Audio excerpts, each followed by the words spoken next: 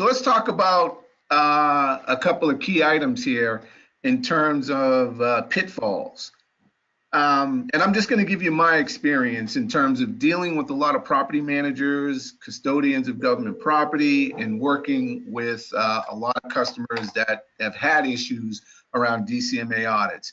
Usually we'll work with customers and help them either get a DCMA, they're either preparing for a DCMA audit and they don't have the proper systems, or they know an audit's coming and they just want to make sure that their process is clean. But in most cases, if you're a property manager who is leveraging auto ID technology, then you're going to have the ability to make sure that you can find all of your items in the case of an audit. Typically, when the DCMA comes in, they already know what you have in your system because they can look at your contract. So they know what's actually what property you should have or what assets you should have, and they also know what's registered and what's not registered. Based on that, then they'll come in and they'll select a couple of items, and upon selecting those items, they'll say, okay, show me where those items are located. And if you're not leveraging auto ID technology in the form of either barcode, 1D, 2D, or RFID technology, to be able to have a hold on or have the ability to understand where your assets are and when they move, and if they move, then 9 out of 10 times you're going to have a tough time passing a DCMA audit. And the property managers that I've worked with from a successful standpoint, they all leverage auto ID technology. They're all understanding, he or she understands where their assets are, who's the custodian of those assets, and they know when those assets move, and they have the right systems in place to be able to leverage and complete inventories fairly quickly, which allows them to do it more frequently. Now, the folks that I've found that always have a tough time are the ones that are using it via spreadsheet, or that they're using a clipboard to count.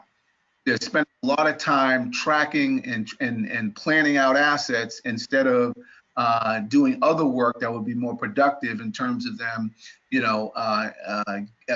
keeping that contract.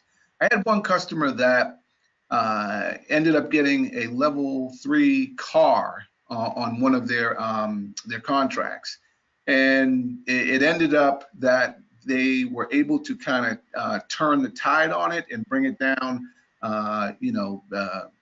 to a reasonable number with the DCMA. But what happened when they went to, what happened is when they went to rebid for that contract, they lost it because of the failure of not having proper controls in the beginning. So it's a stain on your record in some cases, but just think of it. You got to think about what is the cost of losing that contract in terms of cutting corners and not having the right equipment to do your reporting, to do your inventories, and to manage your assets for the government. That's a great point, Sharrieff. It's all about efficiency and what the true costs are. You can look at it from a short-term or long-term perspective. If you're going to continue, or your goal is to continue doing business with the government, they're only going to be dealing with vendors who are going to follow the compliance regulations.